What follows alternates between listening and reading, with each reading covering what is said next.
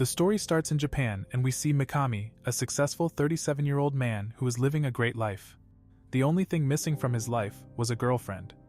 Then he met his friend Tamura, who introduced him to his girlfriend Miho. Mikami was invited to lunch by his friend to celebrate his engagement with Miho. On the way to the restaurant, a criminal appeared. Tamura tried to protect his fiancée, but Mikami pushed him away and he was stabbed by a knife.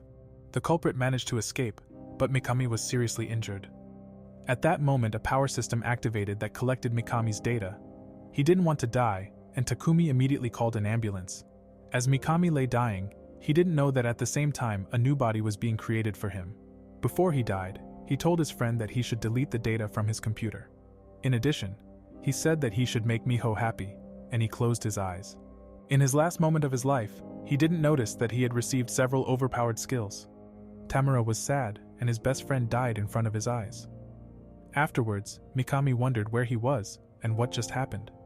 He remembered being stabbed and wondered why he didn't feel any pain.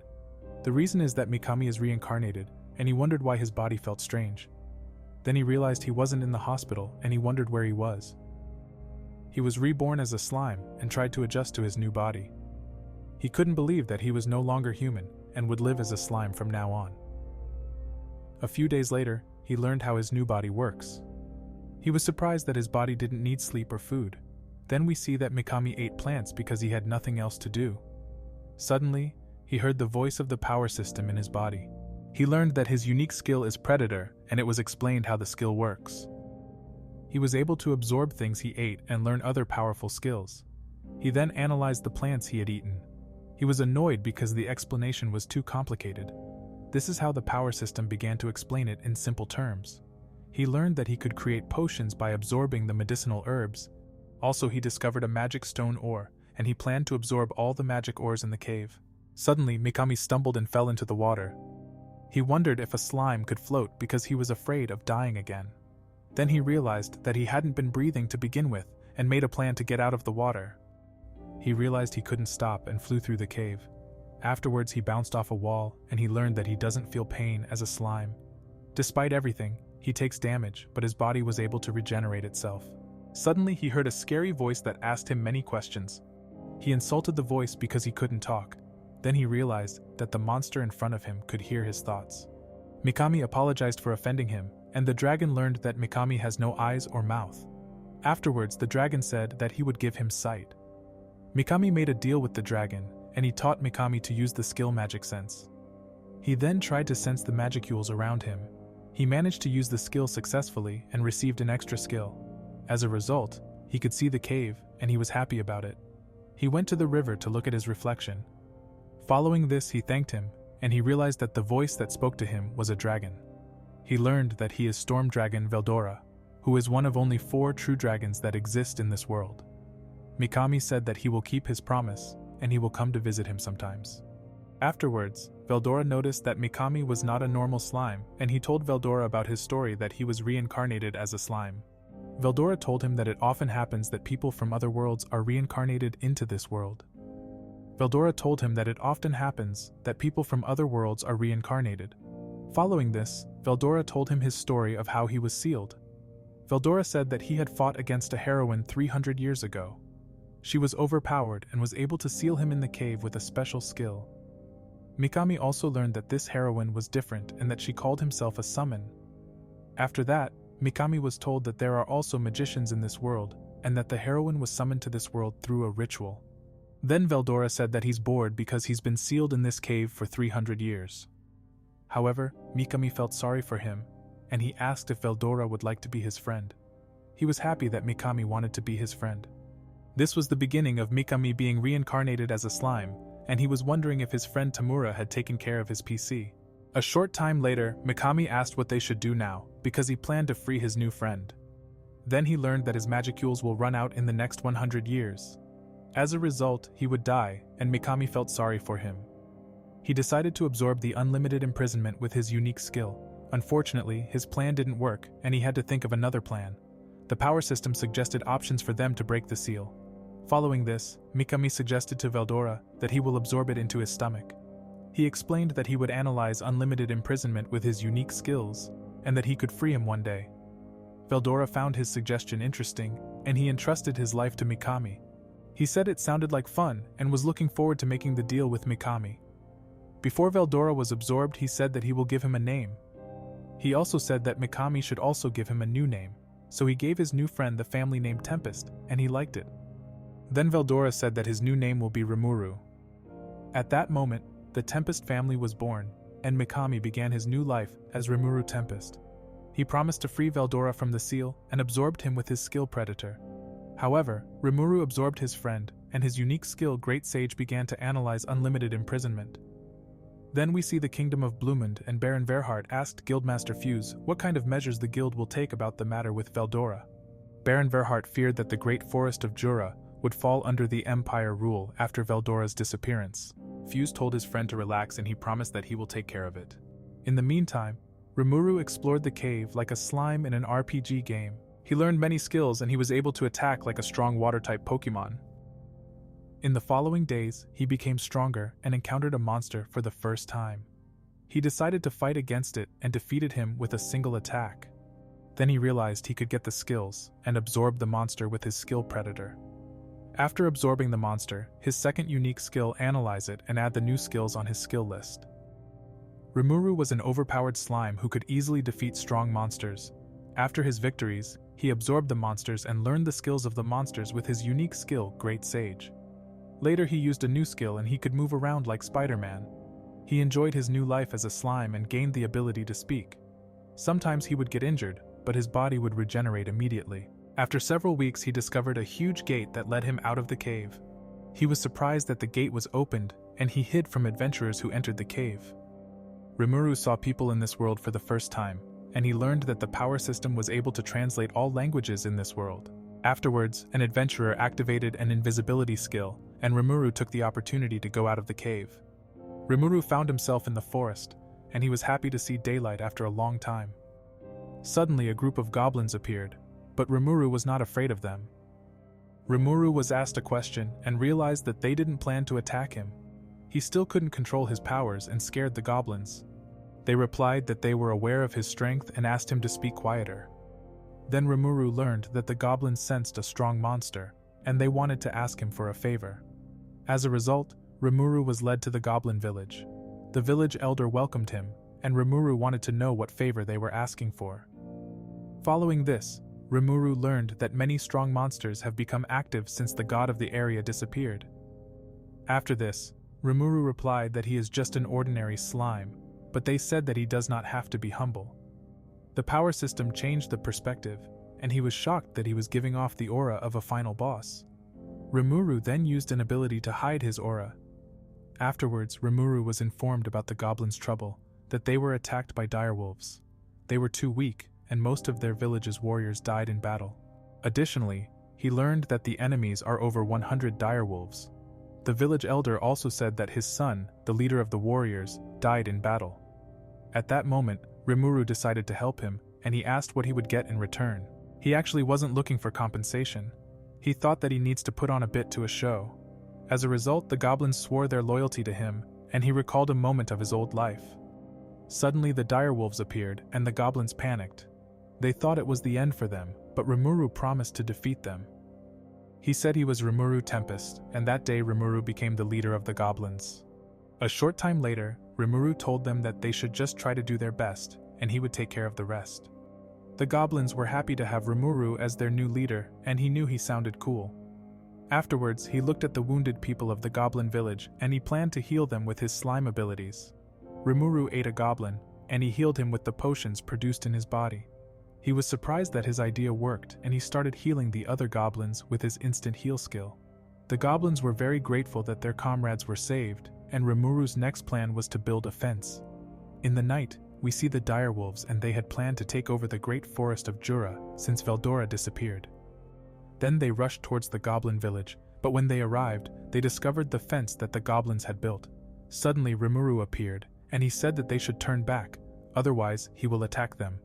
The pack leader looked down on Rimuru for being a slime, and they began to attack. But the attacking wolves were immediately killed by traps and arrows. At that moment, the pack leader realized that Rimuru was responsible for the traps, and he charged at him. Rimuru was not afraid, and the enemy fell into his trap. He then used his water blade skill to eliminate him. The leader of the direwolves died, and Rimuru gave them the options to submit or die. Rimuru noticed that the direwolves didn't understand him. Suddenly he got a great idea and he absorbed the wolf boss into his body. As a result, he learned some new skills and he transformed into a direwolf. Rimuru warned the enemies and hoped that they will run away. But his plan didn't work and he thought there will be a fight. Suddenly the pack of wolves bowed to him and recognized him as their new pack leader. In the end, the goblin village was saved, and Rimuru also became the leader of the direwolves. In the next morning, Rimuru didn't know what to do with his new followers, so he asked them to pair up and live together. Additionally, he planned to divide them into groups, but he didn't know the names of his new followers. Rimuru learned that normally the monsters in the forest had no names, and he told them that he will give them names.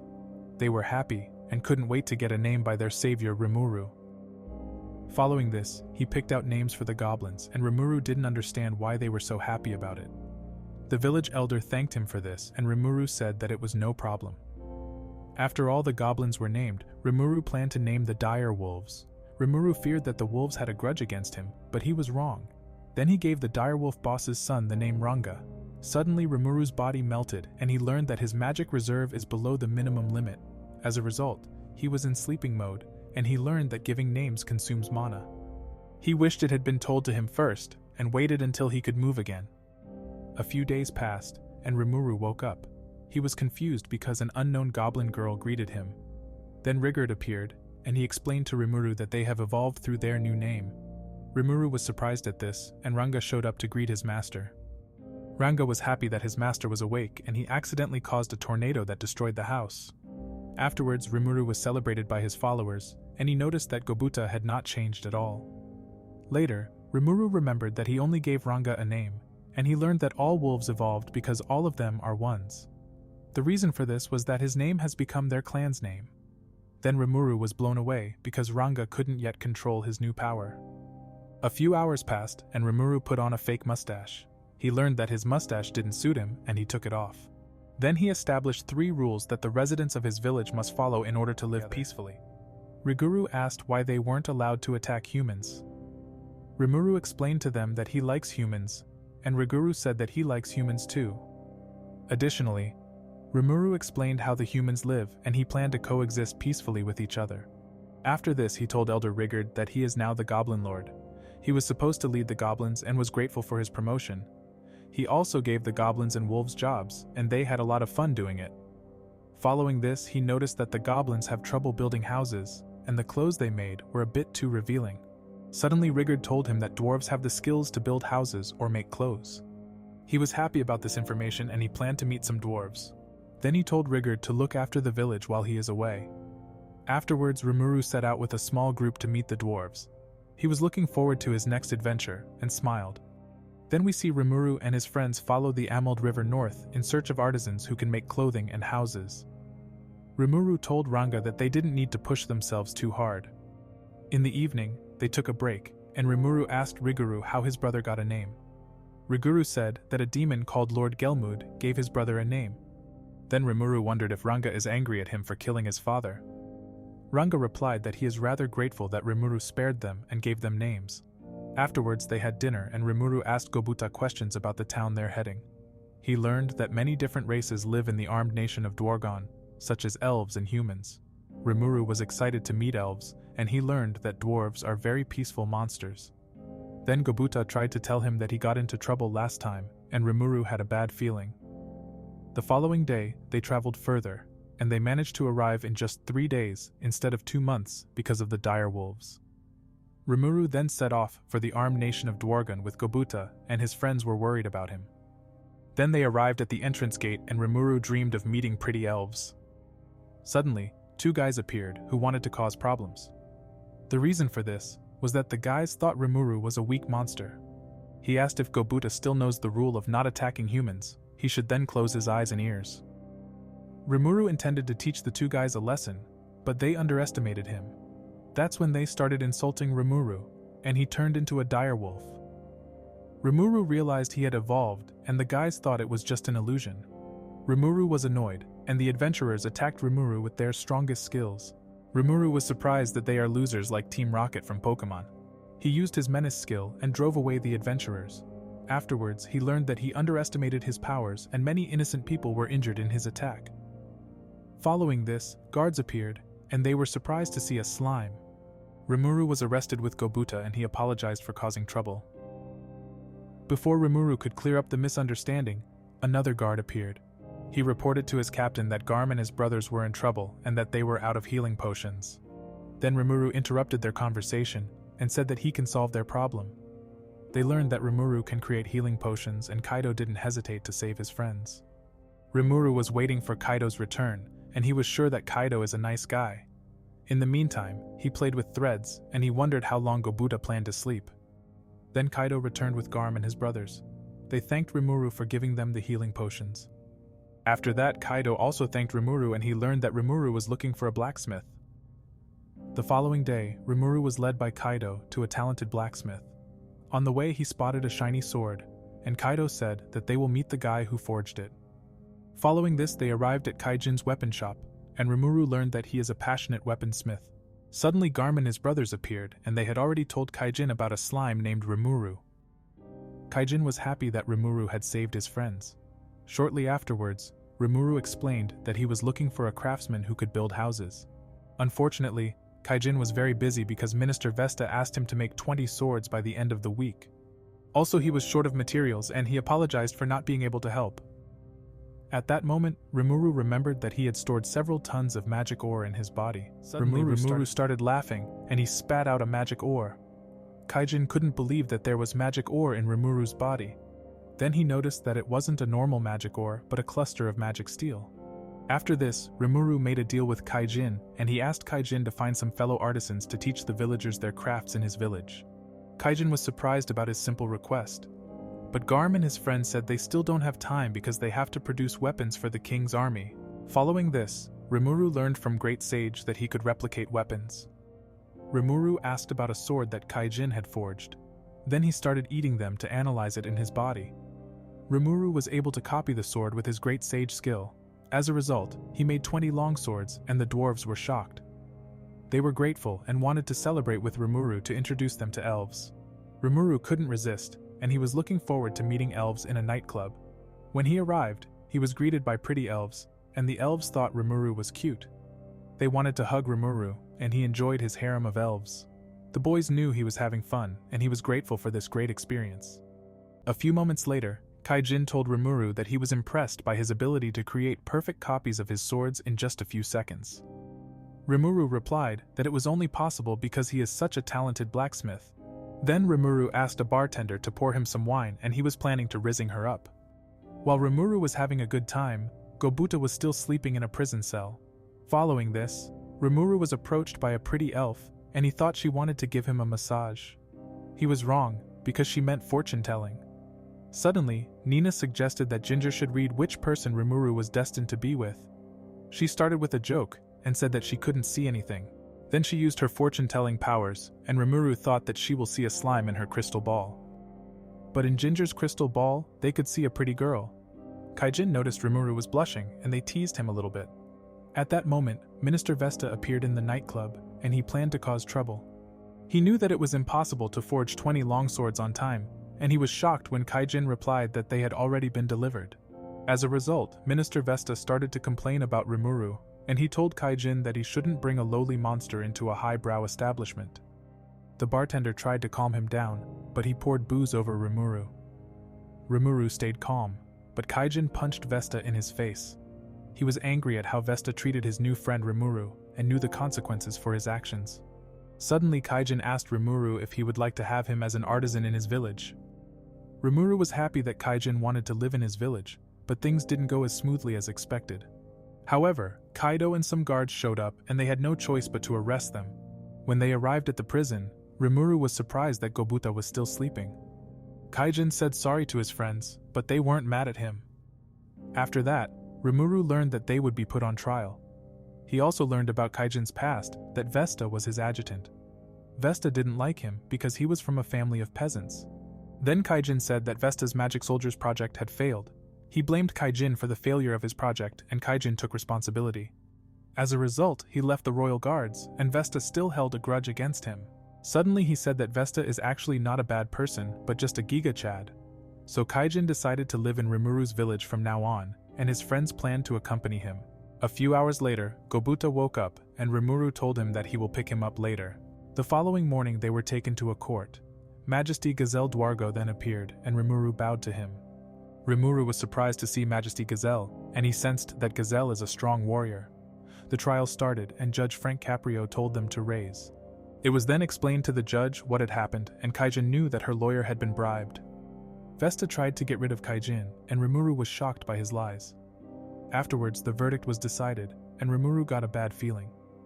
As a result, Kaijin and his friends were sentenced to 20 years of forced labor in the mines. Suddenly, Majesty Gazelle spoke to his old friend Kaijin, and they immediately bowed. He asked him if he had any interest in returning to his ranks. But Kaijin refused and told Gazelle that he had found a master. The soldiers wanted to punish him for his rudeness, but Gazelle wasn't angry with him. Gazelle was on Kaijin's side. Gazelle had no intention of punishing Kaijin, and he pronounced the verdict that Kaijin and his friends will be banished from Dwargon. A short time later, Gazelle said he lost a loyal retainer. Vesta replied that Kaijin is a traitor because he swore his loyalty to a low slime. Suddenly Gazelle said that he had misunderstood something. He knew that Kaijin wasn't involved in the Magic Soldier project at all.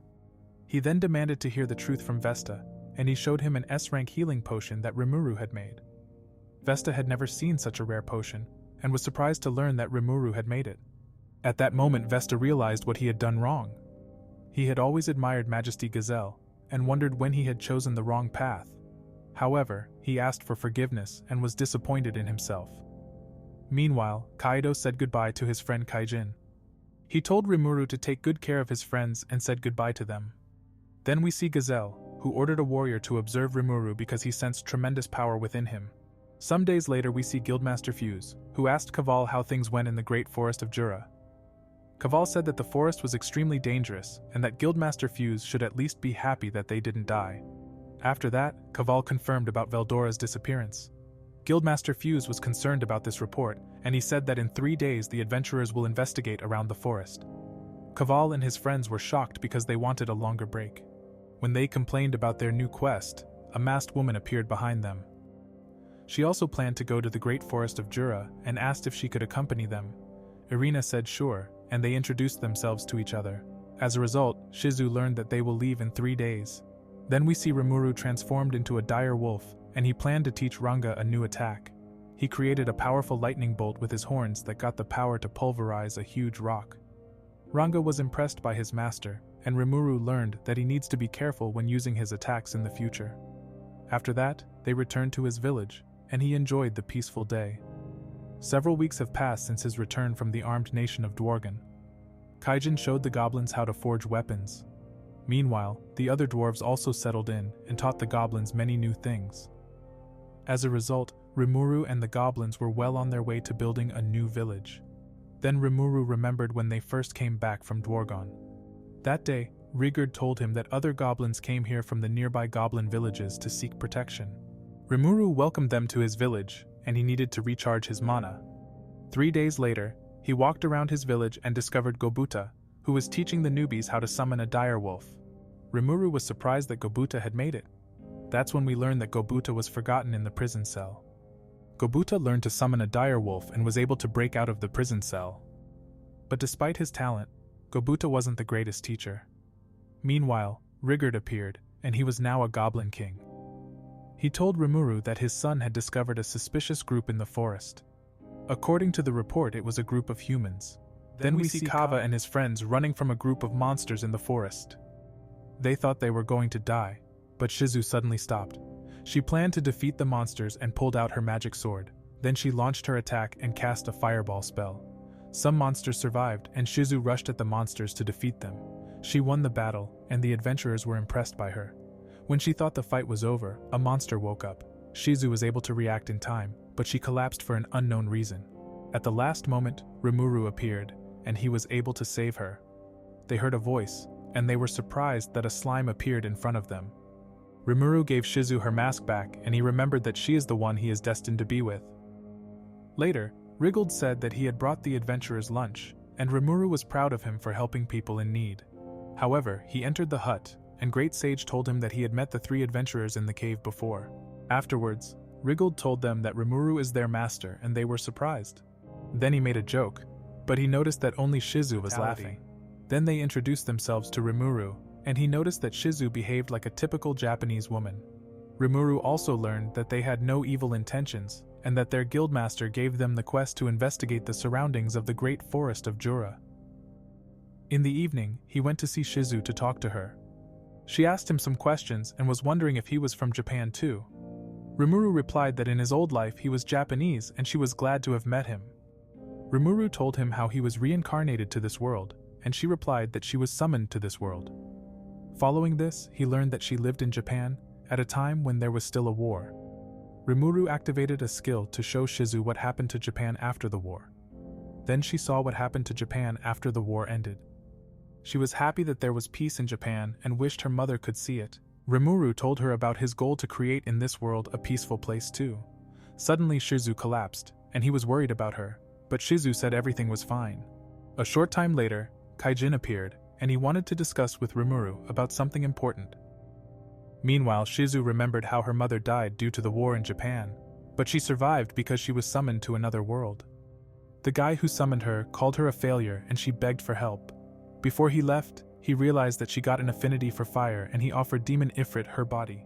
After that, Shizu felt that something was wrong with her body. Also, a feather fell to the ground, and a monster invaded Leon's castle.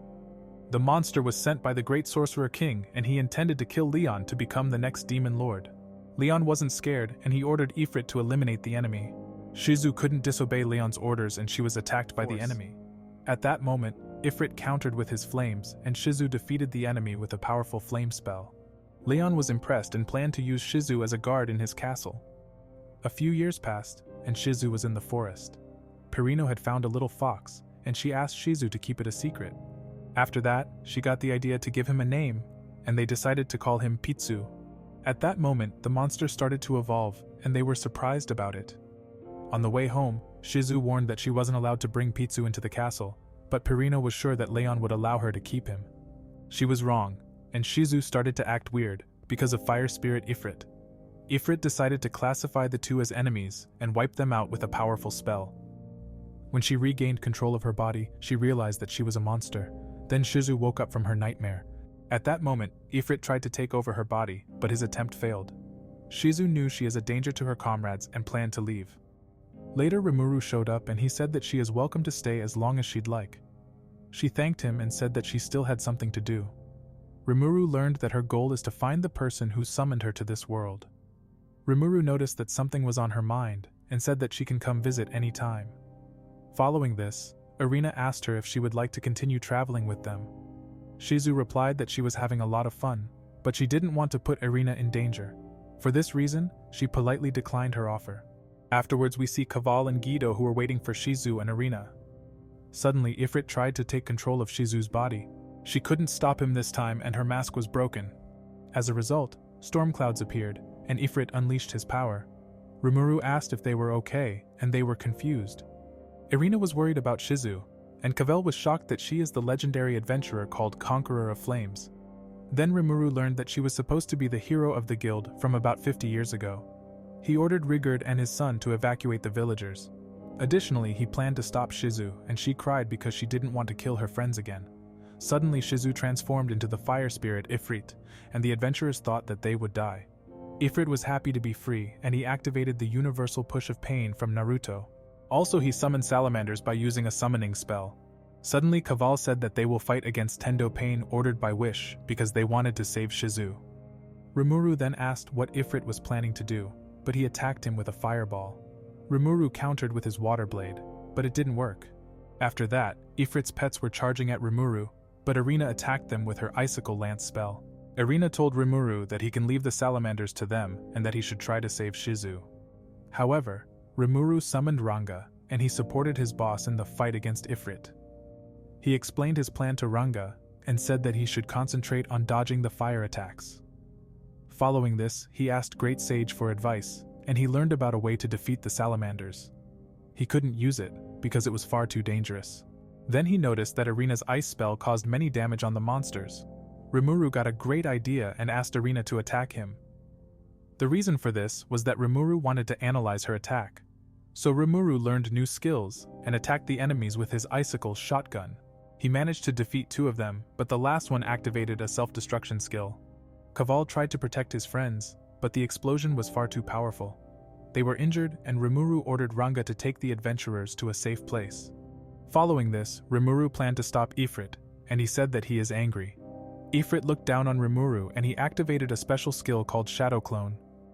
Rimuru attacked the Shadow Clones with his icicle shotgun skill. At that moment, Ifrit cast his spell flare circle, which caused a huge tornado of flames. Ranga and Rigurd could see the flames even from far away, and they were worried for their master. Rimuru couldn't believe that he fell for Ifrit's trap, but he noticed that no harm was done to him. Great Sage explained to him that he has a skill that gives him the power to nullify this spell. He then planned to launch a counterattack, and Ifrit was captured. Ifrit underestimated Rimuru and tried to eliminate him with his fire breath, but his attack doesn't work, and Rimuru decided to absorb Ifrit. As a result, Rimuru was able to save Shizu, but she was unconscious. Ifrit woke up in Rimuru's body and he tried to find a way out. Suddenly Veldora appeared, and he said that he can't escape from this place. A few hours later, Shizu woke up, and she thanked Rimuru for saving her. She knew that she hardly had any time left and wanted to tell Rimuru her story. Following this, Rimuru learned that Ifrit had made her kill her friend. Despite everything, she continued to serve Demon Lord Leon. One day, a hero appeared, and her life began to change. Leon abandoned his castle, but for some reason her body decided to fight against the hero. Shizu thought she would be killed immediately, but she was spared. Afterwards, she was saved by the hero, and her emotions came back. She gave Shizu a mask that boosted her magical resistance so she could suppress Ifrit's powers. Then she began to learn more about this world, and saved many people with the powers of Ifrit. Shizu was happy to travel with the hero, but one day, she disappeared. She was very sad, but she decided to become stronger so that she could save people who were suffering. Over time, she became stronger, but suppressing Ifrit also became more difficult. However, she decided to retire and become an instructor at a school. It was a school for kids from other worlds. She said she had a lot of fun and remembered the wonderful days with her students. These days passed very peacefully, and they all grew up. One even became a Grand Master, who was responsible for overseeing all the guilds. Following this, she said that she planned to find Leon at the end. She wasn't sad because she was able to meet nice comrades on her last journey. Suddenly, Shizu asked Rimuru what his Japanese name is, and he answered Mikami. Before she died, she asked Rimuru for a favor. She demanded that Rimuru eat her because she doesn't want to be absorbed into this world. That was her last request, and Rimuru wanted to fulfill her last wish. He also asked for the name of the person she was looking for. Shizu answered Leon, and she asked him for a second favor. At that moment, Rimuru promised to fulfill her last request and find Leon. Shizu died, and Great Sage asked if he wanted to use his predator skill. As a result, Shizu was absorbed and she woke up in the afterlife. She found her mother and was able to say goodbye to the world happily.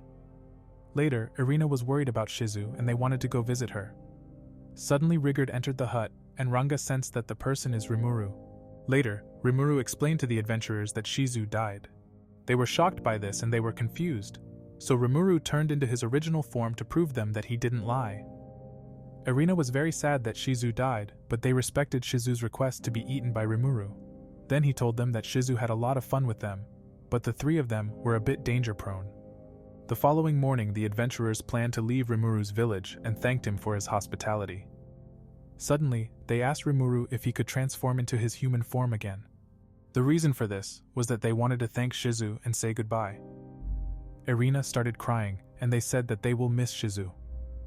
Before they left the village, Rimuru got the idea to gift them with new equipment.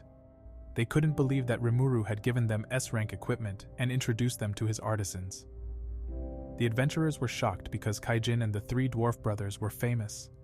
They thanked Kaijin and the dwarves for forging them such good equipment. After that, they left the village and said goodbye to Rimuru. Later, Rimuru had built a tomb for Shizu, and he wanted to keep his promise to slug the demon Lord Leon, who made Shizu cry. As a result, Rimuru got a new goal, and he turned back into a slime. Then we see an orc who has passed out from the heat. Suddenly a mysterious person appeared, who wanted to give him a name and food. The mysterious person introduced himself as Gelmud. After this he was named Geld, and he was supposed to one day take possession of the great forest of Jura. A few weeks passed and Rimuru's development of his village continued to progress. Kaijin and the dwarf brothers made clothing and tools, while the Goblin lords under Rigard worked out a system for ruling the village. Everything's going great, and Rimuru went into his house to test something. Rimuru planned to use his mimic skill to transform into a human. Next, Great Sage told him that she had analyzed the body double skill. He tested it out immediately, and was able to successfully create a clone of himself. At that moment he wondered whether he was a boy or a girl. Rimuru discovered that he was neither, and that he belonged to the LGBTQ club. He also learned that he could certainly create an adult form of himself. After testing his ability, he decided to get back to work. Later he realized that he can now taste food, and he was happy about it. He decided to have dinner with his friends. As a result, Rigard planned to prepare a feast for his beloved master. Rimuru was looking forward for the feast, and he wondered if there was rice in this world. Following this he met Riguru, and he told them that he would have dinner with them today. Suddenly Gobuta made a stupid comment about his appearance, and he was beaten up by Rimuru. After that, Riguru reported to his master that many magical beasts have been traveling this way from deep in the forest lately. Rimuru got a bad feeling, and he told Ranga to accompany Riguru's team. In the afternoon, he paid a visit to the cave, where Veldora had been sealed. The reason for this was that he wanted to test a unique skill that he had received from Shizu. The skill Degenerate was able to merge countless skills with each other. As a result, Rimuru learned a new skill called Black Flame. Then he was wearing Shizu's mask, and he learned that it can erase his aura. A short time later, the Great Sage told him that Ranga was in trouble. When he arrived, one of Gobuta's arms was cut off, and he was lying on the ground. Rimuru planned to fight against the enemies, and he threw a slurp juice at Gobuta to heal him. He then noticed that there were other enemies that Ranga was taking care of. Ranga tried to finish them off, but he was stopped by a wall of fire. Following this, Riguru was almost crushed by an enemy, but he somehow managed to escape. As a result, Rimuru asked his subordinates what happened. He learned that one of the enemies had cast sleep magic on the other goblins. Then Rimuru learned that their enemies are ogres, and he imagined ogres completely differently. He tried to talk to them to find a peaceful solution. He was aware that they were not hostile, otherwise Rimuru's friends would have been killed. Suddenly Rimuru was insulted, and they thought that Rimuru is an evil demon. Rimuru realized that there is a big misunderstanding. He tried to calm them down, but the leader of the ogre group wasn't even listening. So Rimuru decided to fight them, and he ordered Ranga to take care of the pink-hair ogre without killing her. Ranga asked if he wanted to fight the 5 ogres alone, and he replied that he won't lose. Shortly afterwards, the leader tried to kill Rimuru, but he dodged it with ease. Then Rimuru activated his paralysis breath to put the first ogre to sleep. Suddenly, he was attacked by a purple-haired ogre, and he noticed that she got big melons. Rimuru tied her up with his Spider-Man skill, and he immediately blocked the next attack. After that, only 2 ogres remained, and he asked if they wanted to continue fighting. One of the ogre knew all the names of Rimuru's skills, and he warned his leader. Suddenly, Rimuru asked if they could stop fighting, but the leader still thought he was an evil demon. However, he learned that they had been defeated by orcs, and Rimuru tried to clear up the misunderstanding. Unfortunately, he was unsuccessful, and one of his arms was cut off. Rimuru's friends were worried, but he told them that he's fine. Rimuru understood that he couldn't let his guard down, and his enemies planned to launch the next attack. Before the enemies could attack, he used his ultra-speed regeneration skill to heal himself. The ogres were shocked by this, and the leader cast a fire spell. But his ogre flame spell didn't cause any damage because Rimuru is resistant to fire. Then Rimuru decided to get serious, and he wanted to show him his true power. He activated his extra skill, and caused a swirl of fire consisting of black flames. Suddenly he attacked a stone with his magic to demonstrate his power.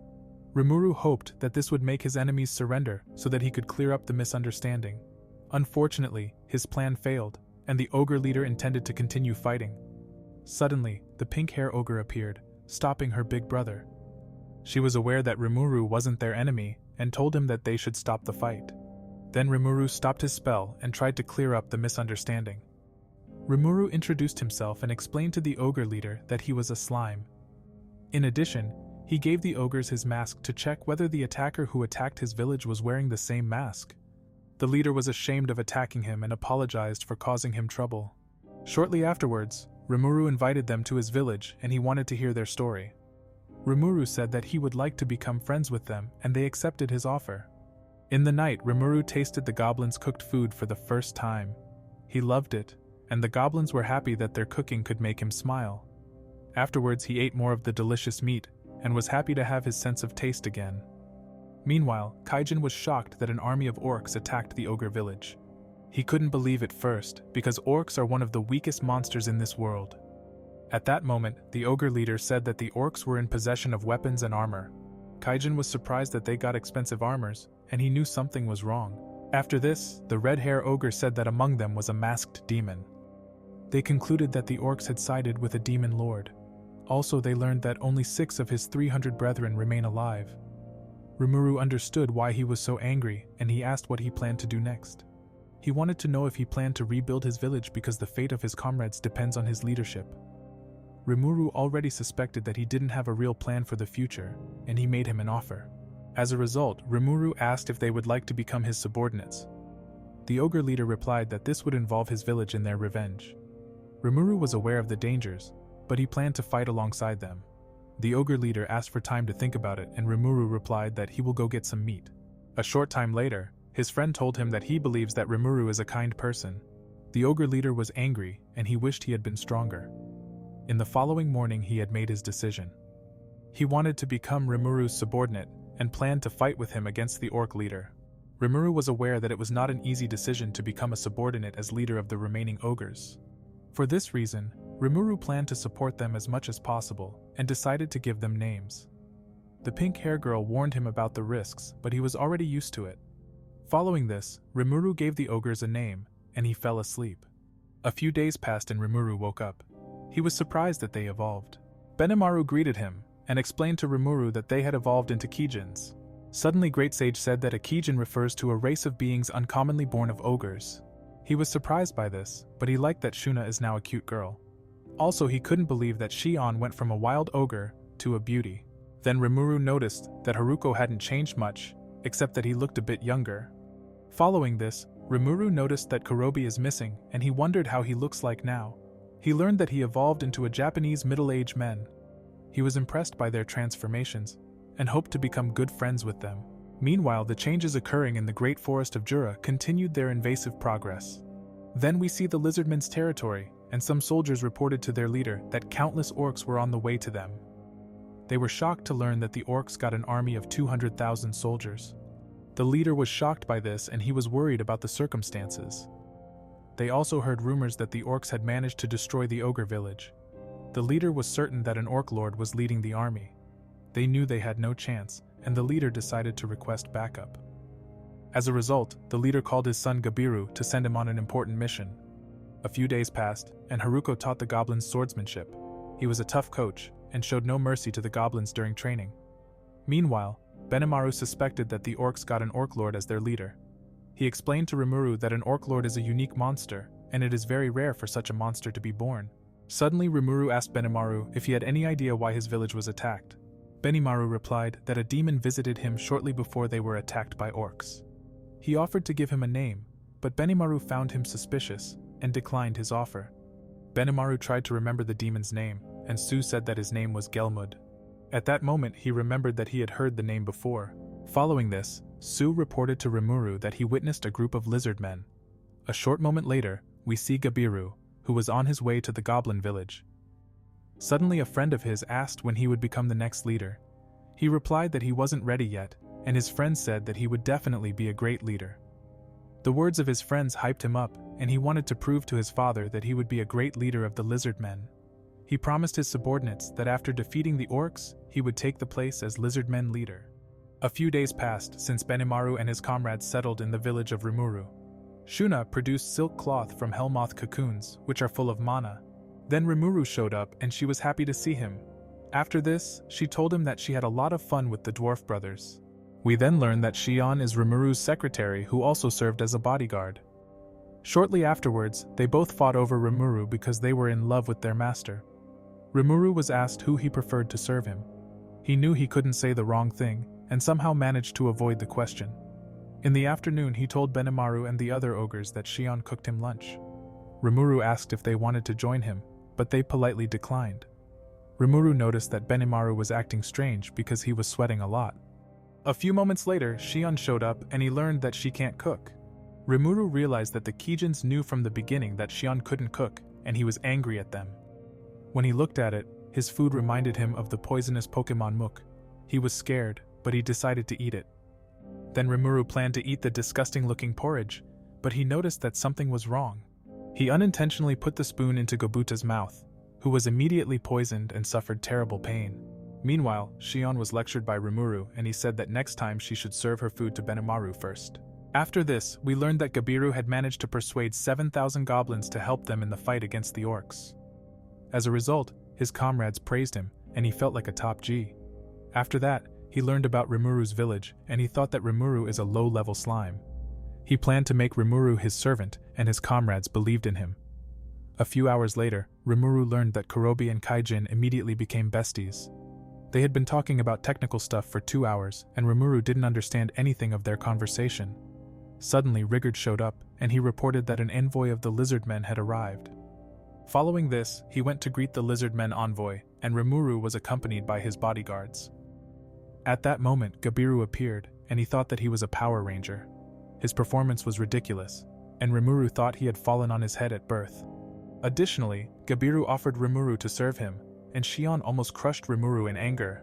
Then Gabiru told them that the orcs are invading the great forest of Jura, and their best option would be to serve him. At that moment, he realized that there were no goblins in front of him, and he thought that they were in the wrong village. Meanwhile, Rimuru considered his idea to create an alliance. Suddenly, Benimaru asked if he could kill him, and Rimuru unwittingly gave him permission. He stopped him in time, and Gabiru looked down at Rimuru. Then he summoned Ranga, and Gabiru's comrades were shocked that the huge beast in front of them was supposed to be a direwolf. Afterwards, Gabiru complimented Ranga and said that such a majestic wolf shouldn't serve a weak slime. He also said that he will defeat Rimuru, and his comrades cheer him on. Ranga was angry that Gabiru had insulted his beloved master, and he planned to kill Gabiru. A short time later, Gobuta showed up, and they learned that he had gained resistance to poison. Following this, Gobuta was sent into battle, and he was confused. Ranga said that he will consider Gabiru's offer if he defeats Gobuta. Since Gabiru was talking down to Rimuru again, he ordered Gobuta to go all out. In addition, Rimuru said that if he wins the fight, he will get a special weapon, and he was hyped up. However, Gabiru underestimated his opponent, and Gobuta launched his attack. Gobuta used his spear as a bait, and he managed to defeat his opponent with a strong kick. Rimuru thought Gobuta is weak, and he was surprised that Gobuta could use shadow movements. Rimuru realized that he was the only one who didn't believe in Gobuta's victory. He thought that Gobuta was getting beaten up and his bodyguards would take care of Gabiru. Then Rimuru said that they won, and they will not become their servants. Gabiru's comrades said they would come back, and they made a tactical retreat. In the evening, Su was observing the orcs with one of his shadow clones. He reported to Rimuru that the orcs have over 200,000 soldiers. Rimuru was surprised by their numbers, and he wondered, what is it the orcs are after? Kaijin said that orcs are not intelligent monsters, and Rimuru suspected that a demon lord was backing them. As a result, Benimaru concluded that the appearance of an Orc Lord was caused by a demon lord. Suddenly, Su received a message from his shadow clones. He told Rimuru that a dryad wanted to speak to him. Rimuru imagined the dryad, and he really wanted to meet her. At that moment, a flower grew out of the table, and a dryad appeared in front of them. Trainee introduced herself to Rimuru, and Rimuru was pleased to meet her. Following this, she asked him for a favor, and she asked him to defeat the Orc Lord. Rimuru was flattered that Trainee asked him for help. Benimaru didn't trust Trainee and started asking her a few questions. She replied that she couldn't ignore Rimuru's immense power. She also said that the Dryads would not be able to fight an Orc Lord without help. For this reason, she wanted Rimuru's help in the fight against the orcs. Rimuru replied that he needed to think about it, and they should gather information first. A short time later, the conference started, and Rimuru asked if anyone have any ideas what the orcs might be after. Shuna suddenly asked Su if he had found corpses of orcs. Benimaru explained to Rimuru that it's strange because they don't know how the orcs get supplies to feed their army. Then Trainee explained that it was due to a unique skill called Starved. The Orc Lord's skill causes orcs to eat their own comrades or enemies, thereby absorbing the corpse's strength. Rimuru was surprised that the Orc Lord is intent on maintaining the power of the monsters in the great forest of Jura. Despite the danger, Rimuru was confident that together, they would manage to defeat the Orc Lord. Then Trainee said that a demon lord had caused the Orc Lord to appear. Afterwards, Trainee asked him to help her again, and he asked Great Sage for advice. Suddenly Shion said that Rimuru is the strongest in the world, and an Orc Lord has no chance against him. As a result, Rimuru got no choice and decided to fight against a powerful Orc Lord. His friends wanted to support him, and they were hyped up. Later Rimuru told them about his plan to form an alliance with the Lizardmen. Suddenly Su said that he can entrust him with the task of talking to the chieftain of the Lizardmen. So it was decided that they will join forces with the Lizardmen and attack the orcs. Then we see Gabiru, who showed up, and his #1 fan was glad he was alive. Meanwhile, Gabiru thought that Gobuta was the real master of Rimuru's village. Shortly afterwards, Demon Laplace appeared, and he said that he was a subordinate of Lord Gelmud.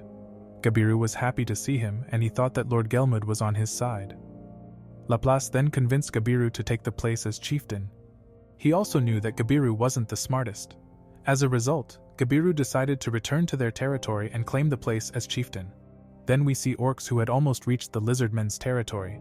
The chieftain knew they had no chance of winning, and he was hoping for a miracle. Suddenly, he was informed that an intruder was asking for an audience. The chieftain immediately sensed the person's strong aura and let him enter. Afterwards, Su introduced himself and wanted to give him a message from his master. Following this, Su said that his master desired an alliance with the Lizardmen. The chieftain learned about Su's master Rimuru, who got the Dryads as allies. Suddenly a soldier said that he had never heard of a strong warrior named Rimuru. The chieftain ordered the soldier to be silent, and he became angry. Su planned to cut his head off, but the chieftain apologized for his comrade's rudeness. Su forgave the rude soldier, and the chieftain understood that Rimuru must be a great leader for having such a powerful servant. Afterwards, Su said that he evolved to a Kijin after receiving a name by his master. The chieftain knew that their offer was the only solution to survive. Suddenly he made another condition, and that was to meet Rimuru. Su accepted the condition, and he planned to return to this place with Rimuru in 7 days. Following this, he told his comrades that they will receive reinforcements in 7 days. 4 days passed, and a group of lizardmen wondered if they would be able to survive another 3 days. Suddenly Gabiru returned, and he reported to his father that he had persuaded 7,000 goblins to assist them. He then asked his father why they didn't launch a counterattack, and his father explained to him the plan to wait for reinforcements. Suddenly, Gabiru started his move, and he wanted the chieftain position. After that, he ordered some guards to throw them into jail, and his family was disappointed in him. Later on, Gabiru was brought the legendary Poseidon Vortex Spear by his fan #1. He felt the tremendous power he had received from this powerful weapon. His comrades were counting on Gabiru, and he planned to launch a counterattack against the orcs. Meanwhile, countless orcs were in the Lizardmen's territory. At that moment, Gabiru ordered his followers to launch their counterattack. They managed to defeat many enemies, but this was a big mistake. The reason for this was that this didn't stop the orcs, but only made them stronger.